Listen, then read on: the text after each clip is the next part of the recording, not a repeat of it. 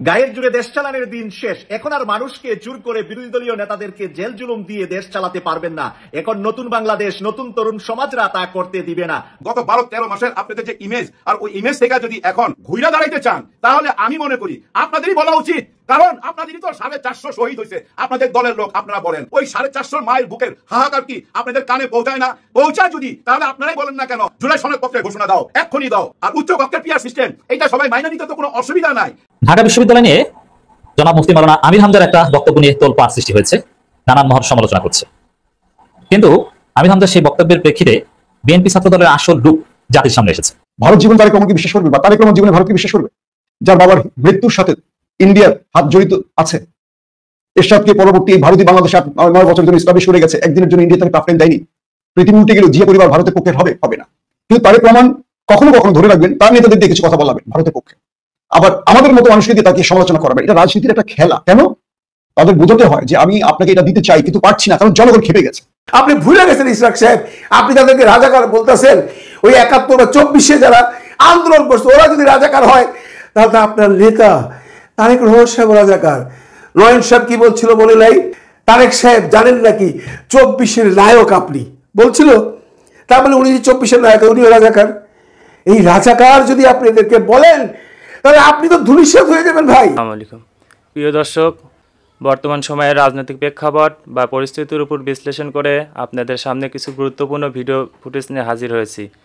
এমনকি দর্শক, আমি আশা করছি যারা ভিডিওটি অন করেছেন তারা সম্পূর্ণ ভিডিওটি মনোযোগ সহকারে দেখবেন, তাহলেই বুঝতে পারবেন ভিডিওর মূল রহস্য বা আসল ঘটনাগুলো। তো প্রিয় দর্শক, আমি আর বেশি কথা বাড়াতে চাই না, চলুন দেখে আসি আজকের সেই কাঙ্ক্ষিত ভিডিওগুলো। তবে তার আগে বলি, যারা এখনও চ্যানেলটি সাবস্ক্রাইব করেননি তারা চ্যানেলটি সাবস্ক্রাইব করে পাশে থাকা বেল আইকনটি বাজিয়ে দেবেন। আর যারা ইতিমধ্যে সাবস্ক্রাইব করে রেখেছেন তাদেরকে অসংখ্য ধন্যবাদ। তো চলুন দর্শক, একটা লাইক দিয়ে আমরা ধারাবাহিকভাবে সকল ভিডিওর বিস্তারিত আলোচনা দেখে আসি। মূল কথা বুঝলেন? এই যে টক শোতে আইসা বলতেছে না এখন শরিয়া আইন চলে আসবে, এই দেশের নারীদের কি হবে? মাথায় তো আর ঘোমটা দিতে পারবে না, ফোঁটা দিতে পারবে না, পেট দেখা গেলে পেটে আলকাতরা মাইরা দিবে, ঘোমটা না দিলে চুল কাইটা দিবে। এই যে এইসব প্রোপাগান্ডা ছড়ানো হচ্ছে, কেন জানেন? এই প্রোপাগান্ডা গুলো এই জন্য ছড়ানো হচ্ছে যেন ইসলামিক মাইন্ডের কেউ সামনে না আসতে পারে, ওদেরকে দাবায় রাখার এটা হলো সুকৌশল ভাই, আর কিচ্ছু না।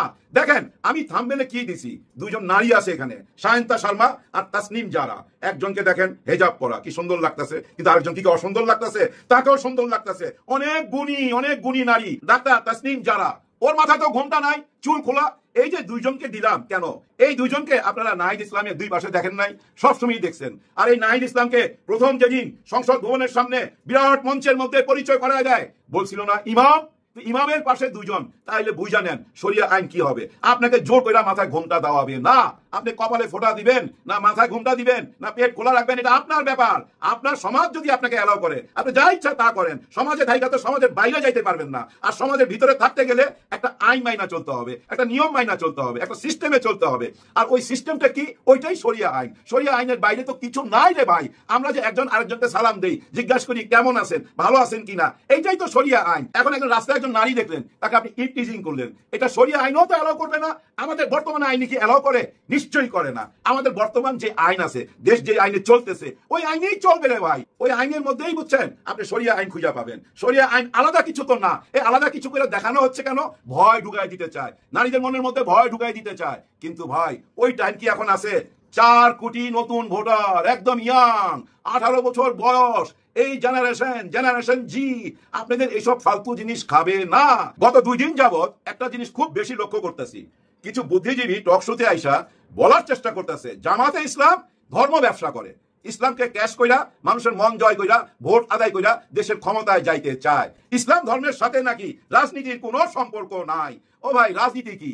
রাজনীতি কারা করে? একজন রাজনীতিবিদ করে রাজনীতি। আর ওই রাজনীতিবিদ তৈরি হয় কিভাবে? এই সমাজ তৈরি করে। রাজনীতিবিদ সবার সাথে যোগাযোগ করে। কেন যোগাযোগ করে? এই যে সমাজের সবাই মনের কথা যায় না, সে কি করবে?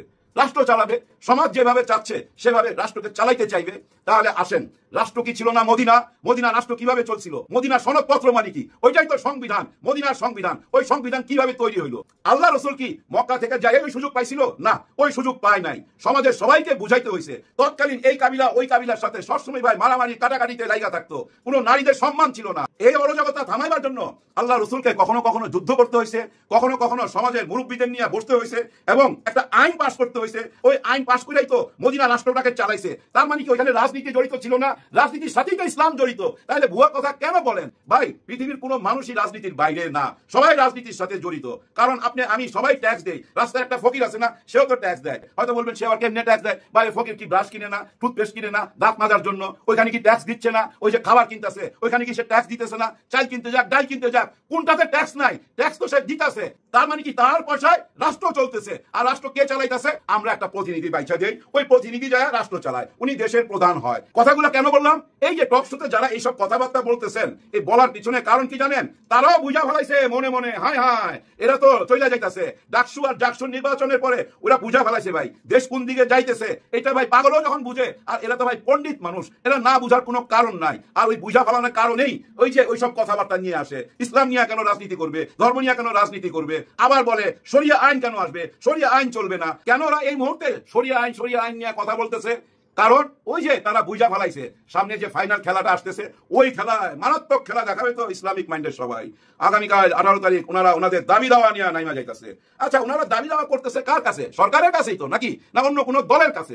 নিশ্চয়ই সরকারের কাছে তাদের দাবি। তাহলে কেন বিএনপির মতো বড় দল রিয়াকশন দিল?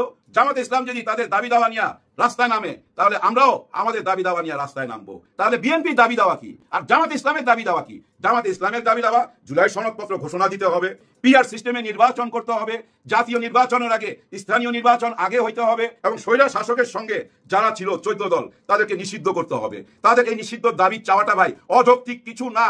কারণ কি জানেন? 3 দিন আগে শেখ হাসিনার যাওয়ার 3 দিন আগে জামাত ইসলামকে নিষিদ্ধ করা হয়েছিল। আর ওই নিষিদ্ধ করার জন্য তাল দিছিল কারা? দস্তখত দিছিল কারা? এই 14 দল দিছিল ভাই।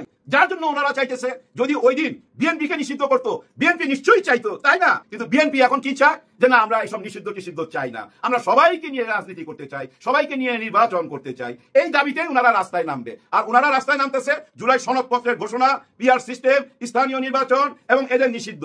এখন দেখেন, এই যে জামাতে ইসলামের চাওয়ার সাথে বাংলার জনগণের মত আছে ভাই। মত আছে কিভাবে বুঝবেন আপনি?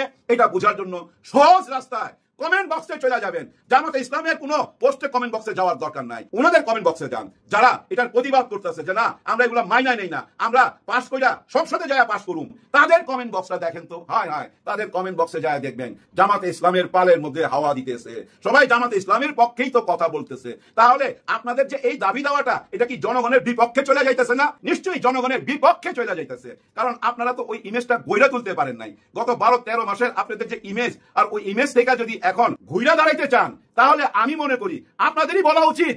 কারণ আপনাদেরই তো 450 শহীদ হয়েছে আপনাদের দলের লোক। আপনারা বলেন ওই 450 মায়ের বুকের হাহাকার কি আপনাদের কানে পৌঁছায় না? পৌঁছায় যদি, তাহলে আপনারাই বলেন না কেন জুলাই সনদপত্রের ঘোষণা দাও, এক্ষুনি দাও। আর উচ্চ কক্ষের পিআর সিস্টেম, এটা সবাই মাইনা নিতে তো কোনো অসুবিধা নাই। হ্যাঁ, নিম্ন কক্ষেরটা নিয়ে কথা বলতে পারেন, হ্যাঁ নিম্ন কক্ষ নিয়ে কথা বলতে পারেন, ওইটা হয়তো সবাই মাইনা নিবে ভাই। কিন্তু আপনারা কিছুই মানবেন না, সবসময় খালি বলবেন সবই আমরা কইরা দেবো। কিন্তু এই যে কইরা দেবো, এই বিশ্বাসটা তো আগে আনতে হবে। ওই বিশ্বাসটা তো আপনাদেরকে করতেছে না। এটা তো প্রমাণ পাইছেন আপনারা এই ডাকসুর নির্বাচনে, জাকসুর নির্বাচনে, এটা প্রমাণ পাইছেন না? আর আপনারা নিজেরাও জানেন স্থানীয় নির্বাচন যদি আগে দিয়ে দেওয়া হয় কি হবে এই দেশে। স্থানীয় নির্বাচনটা দেওয়ার সঙ্গে সঙ্গে দেখবেন ওনারা নিজেরা ভাই মাথা ফাটাফাটি কইরা এই পৃথিবী থেকে বিদায় নেবে। বহু মার বুক খালি হবে। কারণ কি জানেন? বহু নেতা তো, নেতার অভাব নাই। এক এক জায়গায় খুঁজলে আপনি 2 ডজন নেতা পাবেন। ওই নেতাদের চাপেই আপনারা খেতা হয়ে যাবেন। এটা আপনারা নিজেরা ভালো করে বুঝেন বলেই আপনারা স্থানীয় নির্বাচনে আগে যাইতে চান না। আরে ভাই, সবার জন্যই তো এক নিয়ম। পিআর সিস্টেম আর স্থানীয় নির্বাচন করতে অসুবিধা কি? আপনারাই তো বলেন ওরা 10টা আসনও পাবে না, সব আসন তো আপনারাই পাবেন। তাহলে এই নির্বাচনে যাইতে অসুবিধা কি? জনগণের সাথে থাকতে অসুবিধা কি? এই মুহূর্তে যদি আপনারা জনগণের সাথে চলে আসেন, তাহলে কিন্তু দেখেন সবাই মন গার্ডেন হয়ে যায়। আর যদি আপনারা বলেন যে না আমরা মুখোমুখি দাঁড়াবো, দেখি কার শক্তি বেশি, যদি মাঠে শক্তি প্রদর্শন করতে চান করেন, অসুবিধা কি? জোর যার মুল্লুক তার। ওই সিস্টেমে যাইতে চাইলে কিচ্ছু করার নাই। ওই আগের সিস্টেম, পুরানা সিস্টেম ভাঙ্গা চুরা চুরমার করে দিতে হবে। যদি না দেন, তাহলে কিন্তু এই দেশে আবার একটা উলট পালট কিছু হবে। ঢাকা বিশ্ববিদ্যালয় নিয়ে জনাব মুফতি মাওলানা আমির হামজার একটা বক্তব্য নিয়ে তোলপাড় সৃষ্টি হয়েছে, নানান মহল সমালোচনা করছে। কিন্তু আমির হামজার সেই বক্তব্যের প্রেক্ষিতে বিএনপি ছাত্রদলের আসল রূপ জাতির সামনে এসেছে। আমার আলোচনার বিষয়টা দেখেন, আমির হামজা ঢাকা বিশ্ববিদ্যালয় সম্পর্কে কথা বলতে গিয়ে কি ভুল করেছে, তত্ত্বগত কি মিস্টেক, এক হলের জায়গায় আরেক হল হয়তো বলে ফেলেছে, এটা আমার আলোচ্য বিষয় না। যেমন আমির হামজার একটা বক্তব্য, এটা বেসিক্যালি আমি নিজে পেয়েছি বিএনপি নেতাদের কাছ থেকে। বিএনপি নেতারা শেয়ার করছে ট্রল করছে, মিম বানাচ্ছে। ছাত্রদলের যারা পরাজিত ক্যান্ডিডেট ঢাকা বিশ্ববিদ্যালয় ডাকসু নির্বাচনে, তারা অনেকে এটা শেয়ার করছেন। কি যে ঢাকা বিশ্ববিদ্যালয় মসজিদ হলে মাইকে আজান দেওয়া যেত না, ফজরের আজান দিলে ছাত্রলীগের ভাইদের ঘুমের ডিস্টার্ব হবে, যার ফলে আজান দেওয়া নিষিদ্ধ ছিল। তো ডাকসুতে শিবির জেতার পর আজান দেওয়ার প্রথা চালু হয়েছে, এটা আমির হামজা বলেছেন। এখন এটা নিয়ে আমার আলোচনা নাই এই কারণে যে ঢাকা বিশ্ববিদ্যালয়ে যারা পড়েছেন বা জানেন, এরা সবাই অবগত যে এটা ভুল কথা। তবে আমির হামজার এই বক্তব্যটা রুট ভুল না, এটা বুঝতে হবে আপনাকে। যেমন আমির হামজা হয়তো বা SM হলের একটা ঘটনা শুনেছেন, ওইটা বলতে চেয়েছেন, যেটা সব গণমাধ্যমে এসেছে, এবং ওটা হয়তো বা ভুলে তালগোল পাকিয়ে ফেলেছেন। এই ধরনের বক্তব্য দেওয়া উচিত না, অবশ্যই সংশোধন করা উচিত। আমরা এটা প্রতিনিয়ত পরামর্শ দিয়ে যাবো এবং এইসব ভুলের সংশোধন আমরা করে যাবো। মানে বিষয়টা এরকম, আপনারা জানেন এটা সব গণমাধ্যমে এসেছিল এবং এই ভিডিওগুলো ভাইরাল হয়েছিল যে SM হলে, ঢাকা বিশ্ববিদ্যালয়ের SM হলে, সলিমুল্লাহ মুসলিম হলে মাইকে আজান দেওয়া যেত না। যুগ যুগ ধরে মাইকে আজান দেওয়া নিষিদ্ধ ছিল, কারণ ওই একটাই যে ছাত্রলীগ নেতাদের ঘুমে ডিস্টার্ব হতো। তারপর হাসিনা পালানোর সম্ভবত পরের দিন বা হাসিনা পালানোর পর থেকেই ঢাকা বিশ্ববিদ্যালয়ের SM হলে মাইক লাগিয়ে আজান দেওয়া হয়। ঘটনা হচ্ছে এইটা, শুধু এটা না, ঢাকা বিশ্ববিদ্যালয় জসীমউদ্দিন হলেও বক্সে আজান দেওয়া হতো অথবা মুখে আজান দেওয়া হতো, সেখানেও মাইকে আজান দেওয়ার সিস্টেম ছিল। এমনকি অনেক প্র্যাকটিসিং মুসলিম শিক্ষার্থী জসীমউদ্দিন হলে মাইক লাগানোর জন্য দাবি করেছিল হল প্রশাসনের কাছে, কিন্তু তারা মাইক লাগানোর ব্যবস্থা করেনি। বরং পার্শ্ববর্তী বিজয় একাত্তর হলের বা অন্য হলের বা কাটাবান মসজিদের আজানের শব্দ শুনে তারা নামাজ পড়তেন। জসীমউদ্দিন হলের অবস্থা ছিল এই। তাহলে মৌলিকভাবে যেটা দাঁড়ালো যে ঢাকা বিশ্ববিদ্যালয়ে মাইকে প্রকাশ্যে আজান দেওয়ার বিষয়ে রেস্ট্রিকশন, এটা ছিল হাসিনার আমলে, আওয়ামী লীগ আমলে যুগ যুগ ধরে ছিল। এটা তো সত্য কথা। যেমন SM হলের বিষয়টা তো সবাই জানেন। আমির হামজা হয়তো ওটা বলতে চেয়েছিলেন, কিন্তু বলতে যে তিনি মহসিন হল বলে ফেলেছেন এবং হাসিনা পালানোর জায়গায় ডাকসুতে শিবির জেতাটা, এটা অবশ্যই তার তথ্যগত ভ্রান্তি। এবং আমি এটা সবসময় বলি যে যারা তাফসীর করেন তাদের জন্য কিছুতেই ট্রেন্ডিং টপিক নিয়ে আলোচনা করা উচিত নয়। এমনকি দুনিয়ায় কোথায় কি ঘটে এগুলো সম্পর্কে ক্লিয়ার ধারণা না থাকলে এগুলো বলাই উচিত নয়। আমির হামজার জন্য উচিত একদম স্ট্রেট তাফসীর করা, সরাসরি কোরআন হাদিসের তাফসীর করবেন, এর মানে মাটির নিচে তাফসীর করবেন। উপরে তাফসীর করার মতো লোক জামাতপন্থীদের অভাব নাই, এটা আপাতত আমির হামজাদের করা উচিত না। কিন্তু তারপরও প্রসঙ্গক্রমে অনেক কথা এসে যায়, এগুলো যথাসম্ভব না বলার চেষ্টা করতে হবে। কিন্তু এই বিষয়টা বিএনপি ছাত্রদলের চারিত্রিক একটা রূপ কিভাবে ফাঁস হয়েছে। বিএনপি ছাত্রদলের এখন পলিসি হচ্ছে তারা জামাত শিবির বিরোধিতা করতে করতে আওয়ামী লীগকে আরো বেশি ভালো মনে করে, জামাতের চাইতে ভালো মনে করে। এর মানে আগে ভালো ছিলাম যে থিওরি, সেই থিওরি বিএনপি নিয়ে এসেছে। এটা খুব ডেঞ্জারাস, এটা ভয়ানক একটা চরিত্র। ছাত্রলীগকে নর্মালাইজ করা, আওয়ামী লীগকে নর্মালাইজ করা, এই প্রজেক্ট বিএনপি ছাত্রদল হাতে নিয়েছে। কি জানা না, বিএনপি আওয়ামী লীগ ছাত্রলীগ অত খারাপ ছিল না, জামাতপন্থীরা যা বলে অত খারাপ ছিল না, এখন এটা প্রমাণ করার চেষ্টা করছে। এটা খুবই ডেঞ্জারাস। আপনি জামাতের বিরোধিতা করবেন ঠিক আছে, কিন্তু এই জন্য আওয়ামী লীগের অপকর্মকে অস্বীকার করে কেন করবেন? যেমন আমির হামজা যে বক্তব্য মহসিন হলে আজান দেওয়া যেত না, এটা অ্যাবসলিউটলি ভুল, এটা আপনি সমালোচনা করেন। এবং আমির হামজা ডেফিনেটলি লজ্জিত এবং বিব্রত যে তিনি ভুল কথাটা বলে ফেলেছেন। যারা জানেন না তাদের অবগতির জন্য জানাচ্ছি যে আমির হামজা যে ভয়ানক ট্রমার মধ্য দিয়ে গিয়েছিল, যে শারীরিক এবং মানসিক নির্যাতনের শিকার হয়েছিল, তাতে আমির হামজার মতো একজন শারীরিকভাবে এমনিতেই ফিজিক্যালি দুর্বল, খুব হালকা পাতলা একজন মানুষ, তার মধ্যে আবার অল্প বয়স থেকেই মানুষ মারাত্মক পরিশ্রম করতেন, সফর করতেন, ওয়াজ করতেন, ওটা অনেক হার্ড ওয়ার্ক, আমি জানি, আমরা তো কথা বলি। তো এতে আমির হামজা কারাগারে 3 বছর যে নির্যাতনের শিকার হয়েছেন, তাতে তো তার বাঁচারই কথা না, তার তো থাকার কথা এখন কোমায় অথবা ICU-তে। কিন্তু আল্লাহর বিশেষ ফজলে সে আমির হামজা ওয়াজ করছেন, আল্লাহর রহমতে রাজনীতি করছেন, আল্লাহর বিশেষ ফজলে হয়তোবা জামাত ইসলামী নমিনেশনও পেয়েছেন, যেটা হয়তোবা কল্পনা করা যেত না।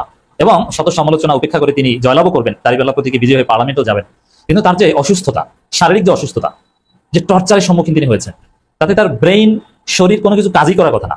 যা করছে এটা আলহামদুলিল্লাহ। এই জন্য তার প্রচুর ভুলভ্রান্তি হচ্ছে, মিসইনফরমেশন, অথবা আগের মতো তার শক্তি কোনো কিছুই নেই। হ্যাঁ, তিনি এটা রিকভারি করার চেষ্টা করছেন এবং রিকভারি স্টেজে আছেন।